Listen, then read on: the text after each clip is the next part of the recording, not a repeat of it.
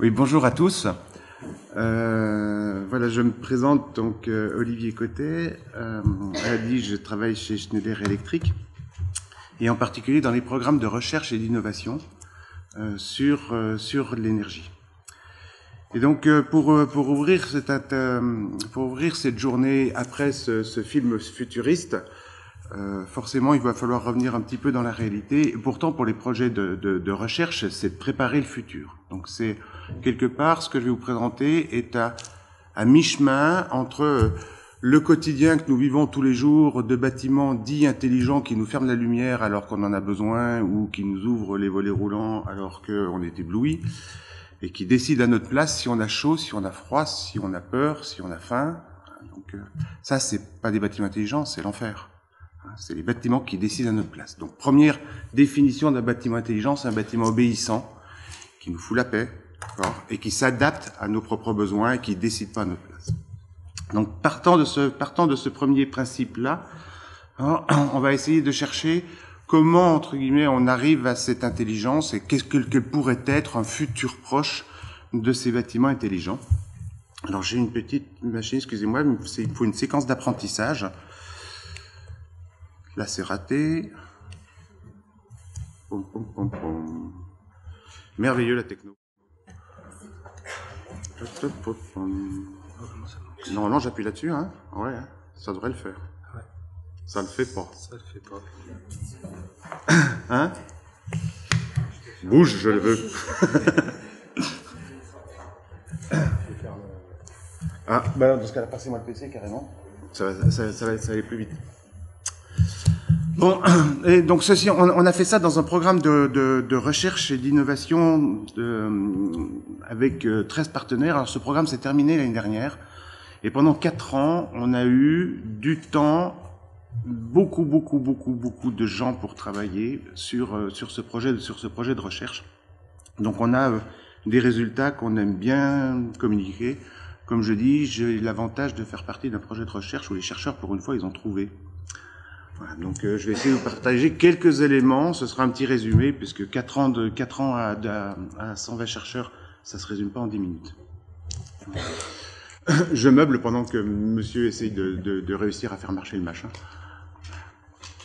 C'est une bonne introduction aux problèmes technologie, d'accord, qui ont toujours une volonté, entre guillemets, d'être parfaites, d'accord, qui ont toujours pour objectif d'améliorer l'usage, d'accord, et qui finalement deviennent une confrontation quotidienne à des ennuis. J'avais un camarade qui disait l'informatique fait gagner beaucoup de temps, surtout si on est extrêmement patient. Voilà, donc, voilà. Donc pour les bâtiments intelligents, ça va être, je pense que c'est une bonne introduction. Commençons par dire un bâtiment intelligent, c'est un bâtiment dans lequel il n'y a pas de technologie. Puis après, on en rajoutera un peu s'il y a besoin.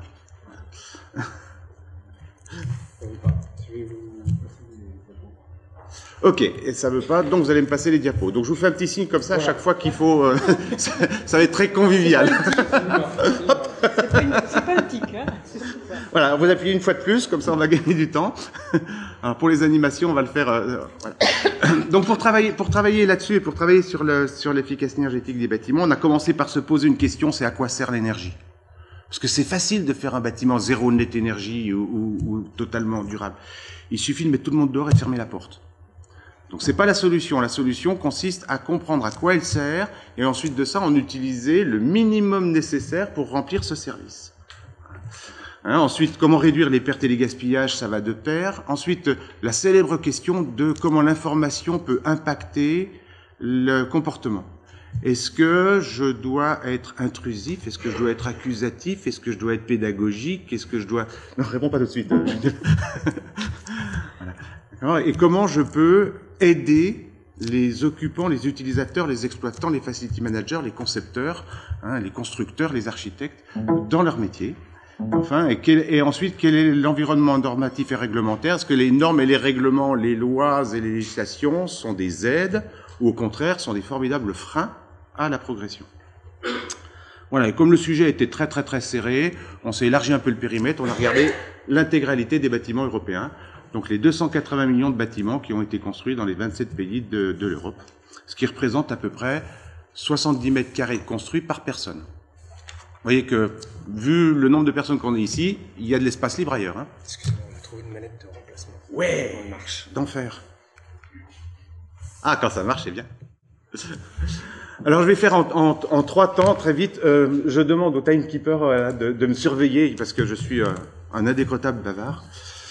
Donc, je vais mettre la montre sous les yeux. Donc, un premier constat, c'est, on va définir déjà ce que c'est qu'un bâtiment intelligent. Un bâtiment, c'est quelque chose qui est fait pour rendre des services aux gens. Alors, en général, on définit 7 classes de services. La création d'un espace, d'une ambiance, une protection, se protéger de l'extérieur, des moustiques, du froid, de la pluie, des voyous, du voisin, du chef, permettre l'usage des biens et des outils, maîtriser la relation, donc soit me mettre en situation de relation, cette salle-là est typiquement quelque chose qui est là pour créer de la relation, ou au contraire de s'isoler, de se préserver, on pensera à une prison ou un bureau fermé pour empêcher le chef de rentrer. Être porteur de sens, c'est-à-dire se sentir bien, se sentir psychologiquement bien, se sentir en communion avec l'espace dans lequel on vit, dans lequel on dort, dans lequel on travaille, donc que ce soit résidentiel ou professionnel, ça n'a pas d'importance. Et enfin l'intégration aussi. Voilà. Donc première définition, un bâtiment intelligent, c'est un bâtiment qui est capable de remplir les services qu'on attend de lui. Voilà. Donc bâtiment intelligent et qualité d'usage, en fait, c'est synonyme. C'est un pléonasme. C'est un bâtiment qui n'a pas la qualité d'usage, n'est pas intelligent. Et c'est pas lié à la techno. Voilà. Après, quand on regarde maintenant les systèmes techniques, c'est-à-dire les parties qui sont non pas passives du bâtiment, mais qui sont actives, eh bien, cette contribution à ces services donne une sorte de liste à la Prévert, il manque juste le raton laveur, sur la flexibilité, l'accessibilité, le confort physique, l'esthétique, l'ergonomie, l'acceptabilité intérieure, d'accord, les suggestions des réseaux. Bref, 3 grandes rubriques qu'on peut classer sous, je dirais, 3 chapitres, qu'on va appeler quelque part le confort physique, d'accord, qui regroupe l'accessibilité, la température, la luminosité, le confort psychologique, qui recouvrira la sécurité, la sûreté, la protection, la sensation de bien-être, d'accord, de se sentir cocooné ou pas dans un environnement, et puis la productivité de l'activité, l'efficacité de l'activité. Alors, productivité, ça fait toujours penser à l'argent. Donc, quand on parle de productivité de la vie résidentielle, c'est pas tout à fait le mot, c'est l'efficacité. C'est est-ce que je suis dans une situation où je cuisine bien, où je regarde bien la télé, où je dors bien, voilà, où je vis bien. Voilà. Et donc, le rôle des systèmes techniques et donc le rôle de l'intelligence active, c'est-à-dire du contrôle actif, des automatismes, d'accord, c'est d'être apte à remplir ces différents services. Et donc, on cherchera derrière à remplir ces différents services, donc confort physique, confort psychologique, en minimisant l'impact sur l'énergie, sur l'eau, sur les déchets, sur le CO2, etc. Le problème, c'est comment je passe de cette énergie à ces services rendus. 3 temps, le temps des ingénieurs, le monde des machines. Je mets des boilers, des chillers, des pompes, des vannes, des tuyaux, des fils, des transfos, etc. Tout ça ayant pour but d'amener l'énergie sous une forme pratique à utiliser dans différents locaux. Et dans ce monde-là, on va chercher à minimiser les pertes, à améliorer les rendements, d'accord, enfin, à éviter de l'énergie qui soit perdue pour rien. Deuxième temps, non pas le monde des ingénieurs, mais le monde des sociologues. C'est le monde de l'usage. C'est maintenant cette énergie est utilisée dans un local pour produire des services. Et le service, c'est pas chauffer. Le service, c'est donner un confort thermique à l'utilisateur. C'est totalement différent. Alors, chauffer et donner un confort thermique, alors, entre les deux, il y a des trésors d'efficacité, des trésors d'économie à faire. Voilà, et pour envelopper tout ce système-là, vous avez une magnifique coque, un bâti, une structure, qui est là pour réguler les échanges entre l'intérieur et l'extérieur. Alors les échanges négatifs qui sont les fuites, donc les pertes thermiques à cause de l'isolation et de l'étanchéité à l'air, et puis les échanges positifs qu'on appelle les apports gratuits, c'est récupérer la lumière de dehors, récupérer la chaleur de dehors, les calories ou les frigories qui sont dehors. Voilà l'environnement qui permet de passer de l'énergie au service rendu. Et donc, l'intelligence d'un bâtiment, l'intelligence opérationnelle ou la performance d'un bâtiment, c'est d'être capable d'améliorer les services rendus en minimisant l'énergie. Donc on oublie pour économiser l'énergie, je baisse la température, je mets un pull. Ça, c'est de la sobriété énergétique, c'est pas mon propos. Mon propos, c'est améliorer le confort psychologique, améliorer la productivité de l'activité, et ceci me permettra de le faire de manière optimisée et donc de réduire la consommation d'énergie. Voilà l'objectif. Voilà l'objectif du programme de recherche. Et donc, pour résumer, ces trois mondes. Dans le monde de l'usage, on va essayer d'éviter les gaspillages. Dans le monde de l'enveloppe, on va essayer de réduire les fuites. Dans le monde des ingénieurs, on va essayer de réduire les pertes. Trois mondes relativement indépendants, chacun contribue. Et chacun contribue à part égale. La quantification qu'on a fait sur l'ensemble des 280 millions de bâtiments, c'est que si on travaillait bien ces trois familles de solutions, elles portent chacune le même potentiel de gain. C'est-à-dire que quand on s'attaque à fond à l'ensemble de la rénovation de l'enveloppe du parc, on essaye d'atteindre qu'un tiers des possibilités. Quand on commence à s'attaquer aux machines, on s'intéresse à prendre les meilleures machines du moment, de changer les téléplasmas en télé à LED ou prendre un lave-linge triple A ou de mettre une chaudière à condensation, on s'attaque à peu près à un tiers du potentiel de gain.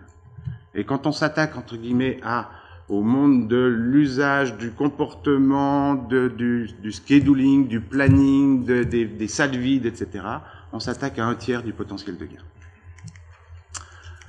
Je zappe celle-là pour gagner un peu de temps, parce que je vois que je suis vite.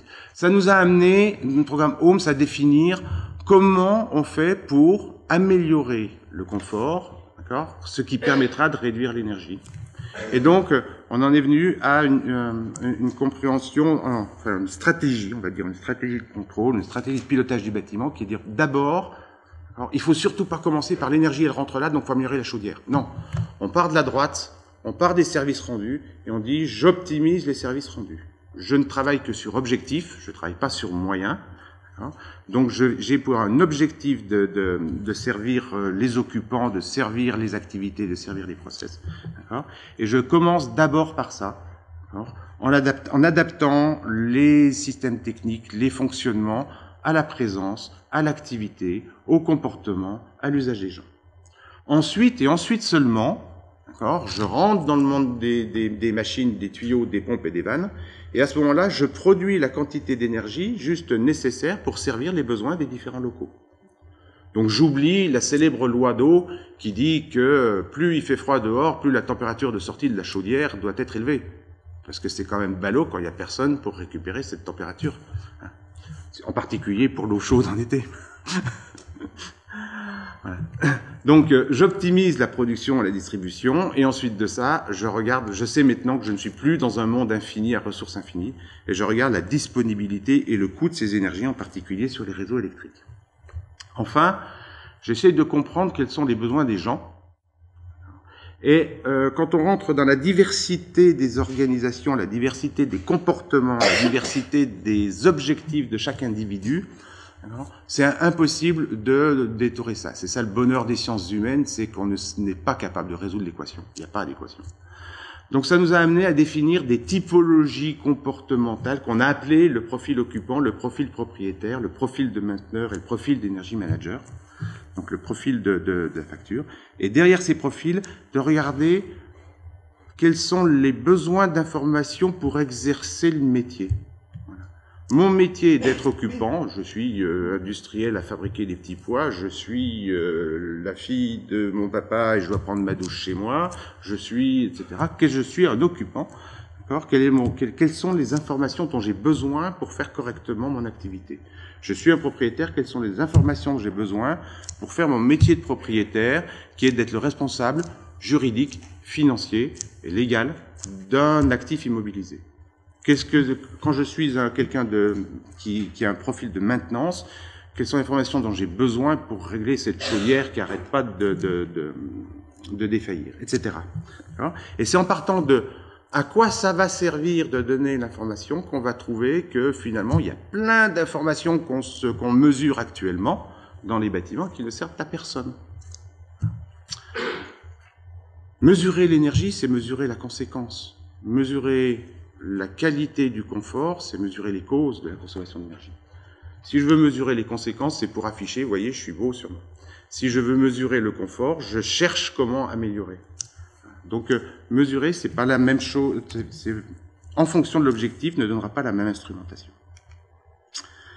Réduire la demande dans chaque local sur les sites pilotes par cette approche-là, en disant, tiens, puisque je vais travailler local par local, donc je ne suis plus en train de gérer le chauffage, gérer l'éclairage, gérer la ventilation, gérer les machines, gérer les tuyaux. Non, je gère le confort de la salle de classe, je gère comment ça se passe dans le résidentiel collectif, je gère la salle de réunion, l'immeuble de bureau, d'accord. Et donc, si je gère les usages et non pas les moyens, d'accord, voilà, on peut atteindre jusqu'à 50%, un peu plus de 50% d'économie d'énergie sur la facture globale du site tout confondu.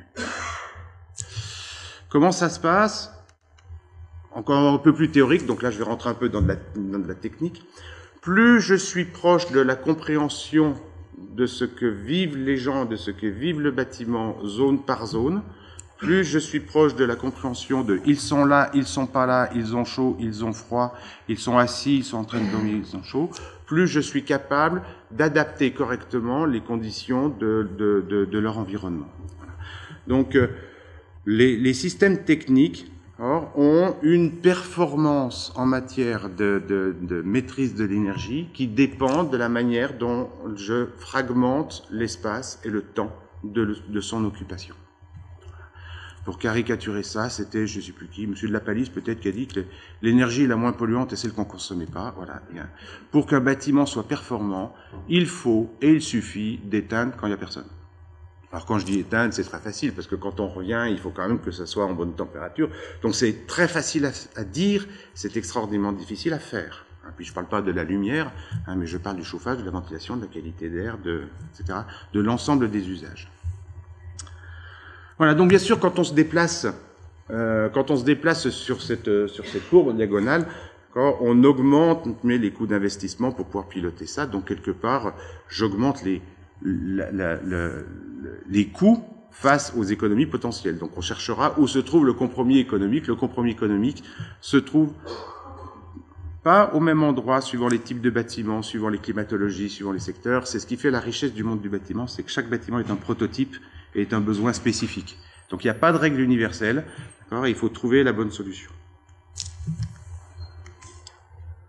Je passe à partir du moment où je sais le piloter, on l'a dit, je sais aussi me préoccuper de l'énergie est disponible ou pas disponible.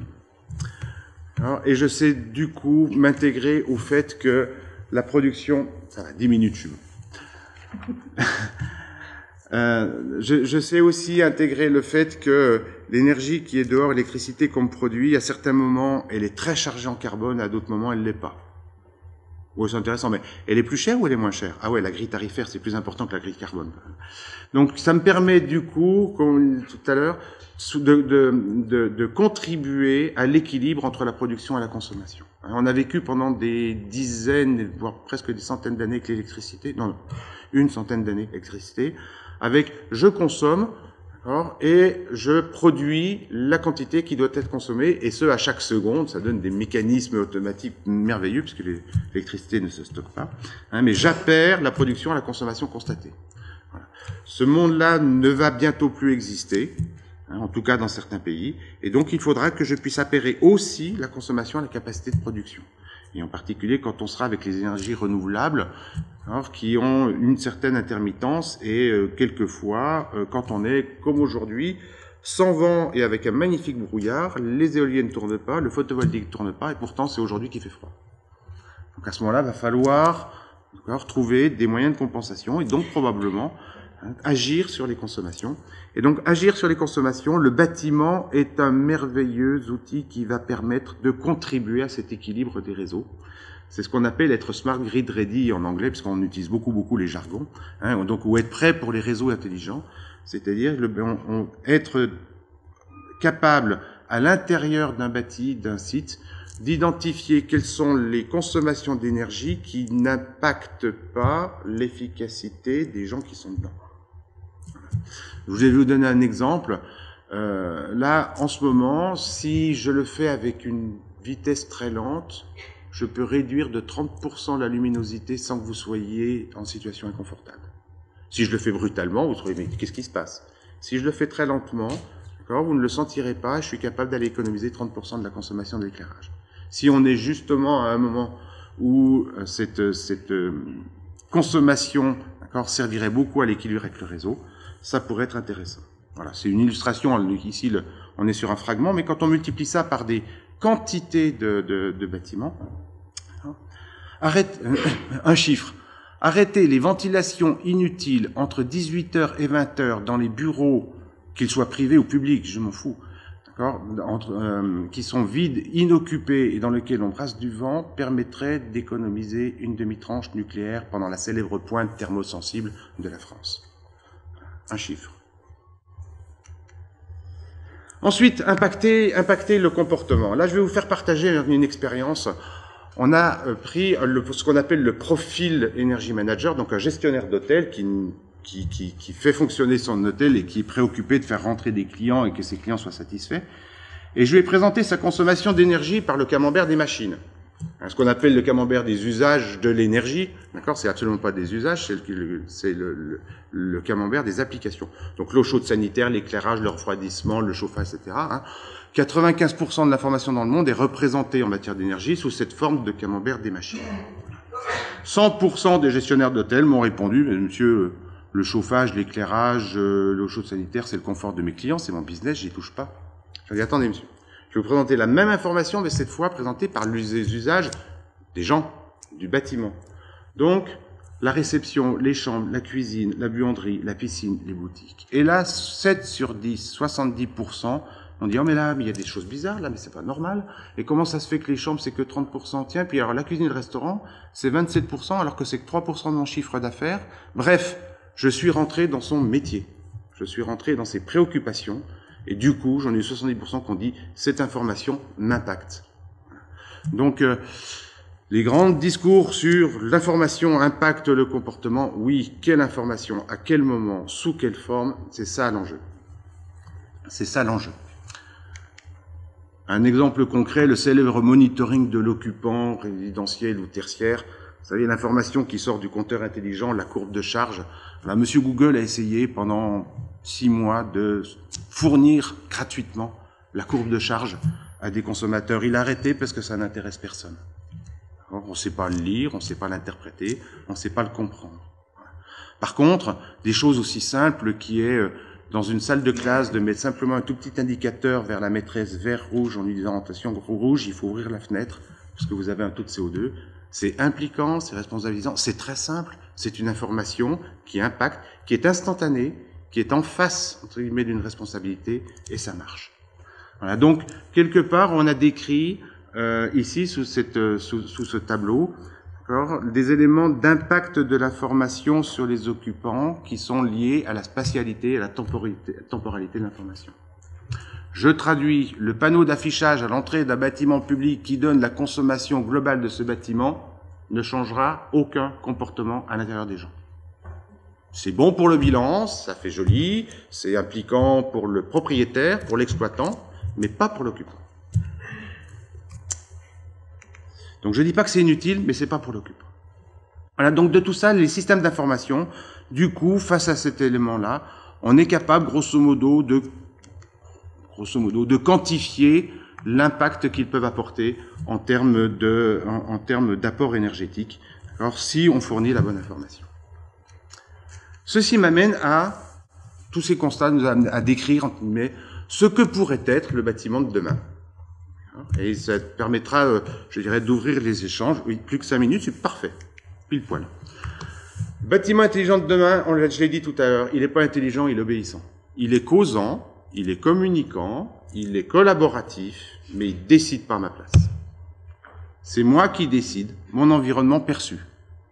Perçu, il ne faut pas me demander de réguler le taux de CO2, etc. J'y comprends rien. D'accord ? Mais je dis que j'ai froid, que j'ai chaud, j'ai dit que je rentre ou que je sors. D'accord ? C'est tout. Le geste est simple. L'intelligence, elle est dans l'interprétation du geste. D'accord ? Par contre, en retour, je responsabilise. Je reçois la mesure des conséquences de mes choix. Si j'ai froid, j'ai le droit de tourner le bouton. Voilà. Et j'aurai chaud. Surtout si ce jour-là, j'ai la crève. D'accord ? Par contre, j'ai le droit de recevoir l'information de l'impact sur ma consommation, ou l'impact sur ma facture, ou l'impact sur le... Voilà. Après, c'est aux ergonomes, aux sociologues de définir la manière de fournir l'information. Mais je dois recevoir la conséquence de mes choix. Le bâtiment, en présence d'occupants, s'occupe de maximiser les services rendus. Mais sur un objectif. Je brasse pas 30 mètres cubes par personne par heure, etc., alors que la qualité d'air est parfaite. Alors ça, c'est du gaspillage d'énergie. Parce que j'ai passé mon temps à utiliser l'énergie pour amener de l'air, le chauffer, et dès qu'il est chauffé, qu'il est dans la pièce, hop, je le prends, je le remets dehors sous prétexte de qualité d'air. Magnifique machine à gaspiller. Donc je mesure les objectifs, et je sers les objectifs. Et les objectifs sont définis par les individus. Avec un contrôle multi-applicatif, puisque chauffer, ventiler, éclairer, occultation, sécurité, tout ça est quelque chose qui est systémique. Donc si je le fais au niveau d'un local, c'est un ensemble cohérent, homogène, simple, et je peux gérer ça, indépendamment de tout le reste. D'accord ? Ici, il faut travailler sur le conditionnement thermique, la luminosité, la qualité d'air en même temps de cette salle, parce qu'on est plus de 200 personnes. Indépendamment de comment fonctionne la salle d'à côté ou l'intégralité du bâtiment. Je dois servir les usages des gens dans les locaux. Voilà. Par contre, quand je sors, c'est le bâtiment qui détecte que je sors, parce que je suis incroyablement distrait, incroyablement pressé, et que je n'ai pas été responsabilisé dans ma petite enfance. Je t'ouvre des champs, hein. Voilà, alors, j'ai 3 minutes pour parler de techno, mais c'est pas passionnant la techno. C'est-à-dire, on saurait faire des systèmes, on sait faire des systèmes qu'on appelle des room control, où je ne gère plus le chauffage, la ventilation, je gère la salle de réunion, le bureau du chef. Donc, je capte la qualité des services rendus, ça me permet d'agir sur les différentes machines. Je rentre en interrelation avec l'occupant qui définit ses objectifs. Et à partir de ça, je sais dire en amont, à la chaudière, de combien d'énergie j'ai besoin, de combien d'électricité j'ai besoin pour servir ces besoins-là. Si je rentre dans cette philosophie-là, je transforme le monde des GTB d'hier, celle qui vous ferme la lumière alors que vous êtes encore là, ou qui vous fait tourner la chaudière, la nuit.